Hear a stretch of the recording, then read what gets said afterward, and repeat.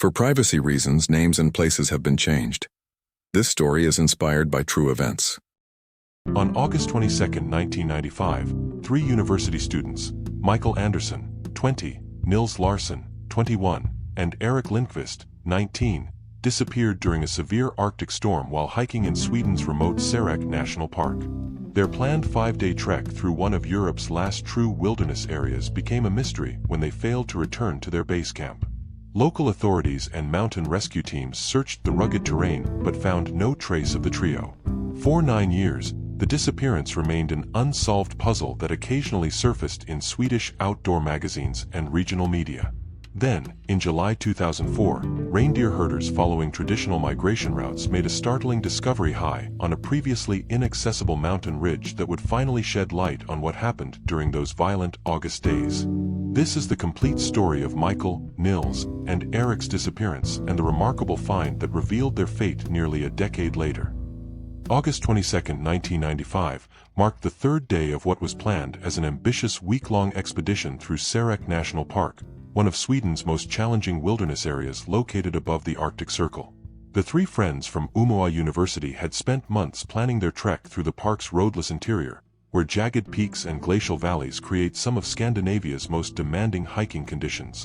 Michael Anderson, studying environmental science, had organized the expedition as part of his thesis research on Arctic ecosystems. His roommate Nils Larsson, a geology student, was documenting rock formations and glacial activity, while their friend Erik Lindqvist, the youngest at 19, was an experienced photographer hoping to capture the region's pristine landscapes.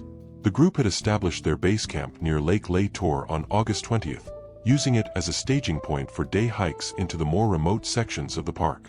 Their plan called for progressively longer excursions, with the August 22nd hike scheduled to take them up the Rapadno Valley toward the peaks surrounding Sarek, Sweden's second highest mountain. Weather conditions on August 22nd started favorably, with clear skies and temperatures around 12 degrees Celsius. The trio departed their base camp at 6:30 a.m., carrying day packs with emergency shelter, food for 2 meals, and cold weather gear appropriate for sudden Arctic weather changes. Their intended route would take them approximately 15 kilometers into the valley system, with plans to return to base camp before evening. Park Ranger Sven Carlson later told investigators that the students had properly registered their hiking plan and seemed well prepared for the challenging terrain and unpredictable weather conditions. By afternoon, weather conditions began deteriorating rapidly as an unexpected Arctic storm system moved in from the northwest. What had started as a pleasant hiking day transformed into a severe weather event with temperatures dropping below freezing, winds exceeding 80 kilometers per hour, and heavy snow that drastically reduced visibility. The storm caught many hikers throughout the region unprepared.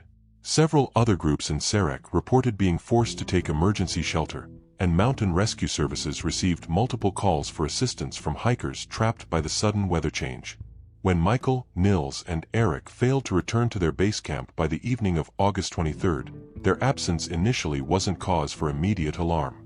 Experienced hikers often extended their trips when weather made travel dangerous, and the three had packed sufficient emergency supplies for unexpected overnight stays.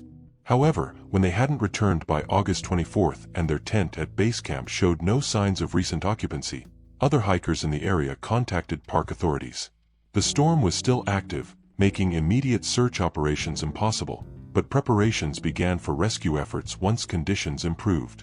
Ranger Carlson reached the students' base camp on August 25th as the storm began to subside.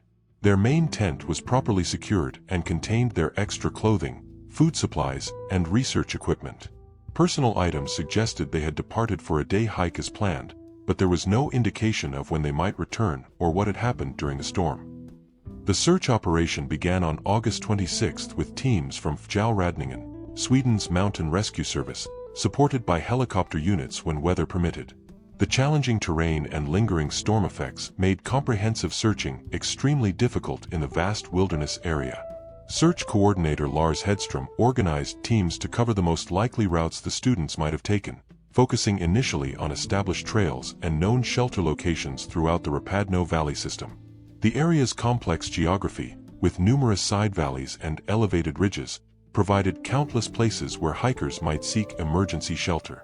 Helicopter overflights were limited by continuing poor weather and the region's notorious wind patterns, which could create dangerous flying conditions even when storms had passed. Ground teams faced similar challenges navigating terrain that became treacherous when covered by the storm's heavy snowfall. The search expanded over 10 days to cover approximately 200 square kilometers of wilderness, including areas beyond where day hikers would normally venture. Teams checked known emergency shelters, cave systems, and elevated positions where the students might have sought protection from the storm. Despite the extensive efforts, no trace of the three friends was discovered. Their disappearance became another reminder of how quickly conditions could become deadly in Sarek's unforgiving environment, where even experienced hikers could be overwhelmed by sudden weather changes. The investigation into the students' disappearance focused on understanding what might have happened when the storm struck. Meteorological data showed that conditions had deteriorated with unusual speed, catching many outdoor enthusiasts unprepared throughout northern Sweden. University records confirmed that all three students were experienced hikers with appropriate training for Arctic conditions. Michael had completed wilderness survival courses, Nils had previous experience in Sarek, and Eric was known for his cautious approach to outdoor activities despite his young age. Equipment found at their base camp indicated they had packed appropriately for day hiking but might not have carried gear sufficient for extended emergency shelter in severe conditions. Their emergency supplies included basic bivouac equipment, but not the heavy-duty shelter that would be necessary to survive multiple days in a major Arctic storm. Family members and university professors described the trio as responsible and safety-conscious, making it unlikely they would have taken unnecessary risks even if caught in deteriorating weather.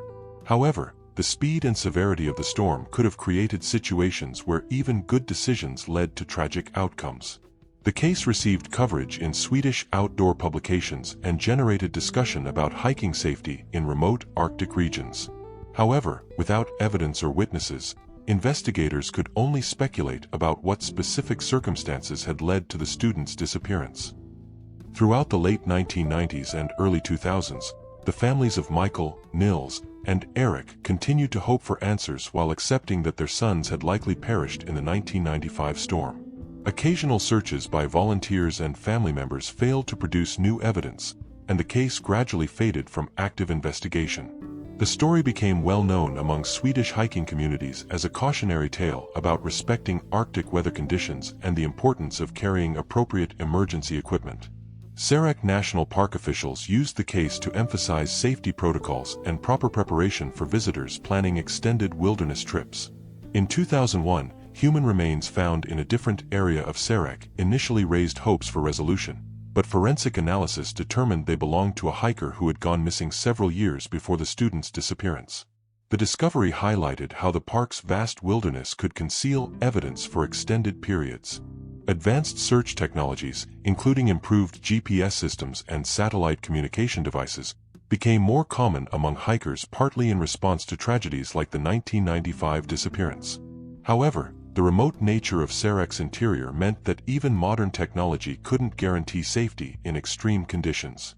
Family members organized annual memorial hikes to honor the three friends while maintaining hope that evidence might eventually surface to provide closure about their fate.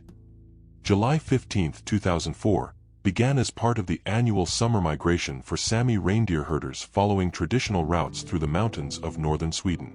Anders Ama, a herder from the Sirkas village, was guiding his herd along high ridges that provided access to summer grazing areas in Sarek's remote interior.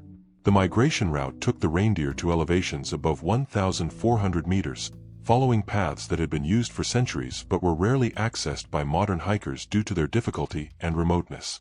These high-altitude corridors became accessible only during brief summer periods when snow conditions permitted passage. Around midday, while following his herd across a steep ridge system near Sarek, Alma noticed unusual coloration on a rocky outcrop approximately 100 meters above the reindeer trail.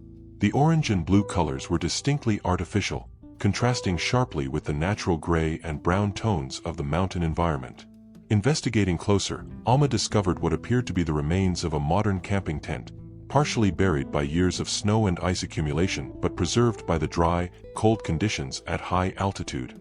The tent was severely damaged by weather and time, but synthetic materials and metal components remained recognizable.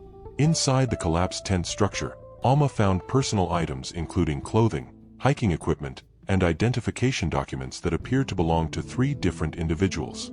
Realizing the potential significance of his discovery, he carefully documented the location and contacted authorities as soon as he reached an area with cell phone coverage. Police and mountain rescue teams reached the remote discovery site on July 18, requiring helicopter transport due to the location's inaccessibility by ground routes. The site was at an elevation of approximately 1,450 meters, far above where day hikers would normally venture, and in an area that had never been searched during the 1995 rescue operation. The tent and associated equipment were carefully excavated and removed for forensic analysis. Despite 9 years of exposure to harsh mountain conditions, the high-altitude environment had preserved many items sufficiently for identification purposes. Personal belongings found in and around the tent site confirmed the worst fears of the 3 families. Student identification cards for Michael Anderson, Nils Larsen, and Eric Lindqvist were recovered, along with research notes, camera equipment, and personal items that families later verified had belonged to their sons. The tent's location suggested the students had climbed much higher than their planned route indicated, reaching an elevation that would have required significant technical hiking skills and several hours of difficult climbing. The site offered commanding views of the surrounding peaks but was completely exposed to weather and far from any established trails or emergency shelters. Investigation of the campsite revealed evidence that the 3 friends had survived the initial storm but had been trapped at the high-altitude location by continuing severe weather. Food containers and equipment arrangements suggested they had attempted to wait out the conditions while hoping for rescue or improved weather. Forensic analysis conducted by Swedish authorities provided insights into the students' final days while raising new questions about how they had reached such a remote and elevated location. The tent site was positioned on a narrow ridge that would have been extremely dangerous to access during storm conditions. Evidence suggested the trio had been attempting to descend from the ridge when continuing severe weather forced them to establish their emergency camp. Their position offered some protection from wind, but was ultimately unsustainable for extended periods due to exposure and limited shelter options. Personal items found at the site included Eric's cameras with exposed film that, when developed, provided the final photographic record of their expedition. The images showed their progression up the mountain during what appeared to be clearing weather, followed by increasingly dramatic shots of approaching storm clouds. The students' remains were not found at the tent site, suggesting they had eventually attempted to leave their emergency shelter, possibly during a brief break in the weather or when their supplies became exhausted. The high-altitude location meant their final fate remained unknown, as their bodies could have been scattered by weather or wildlife over the intervening years. Meteorological reconstruction of the August 1995 storm showed that conditions at the students' elevation would have been extremely severe, with temperatures well below freezing, hurricane-force winds, and heavy snow that could have persisted for several days.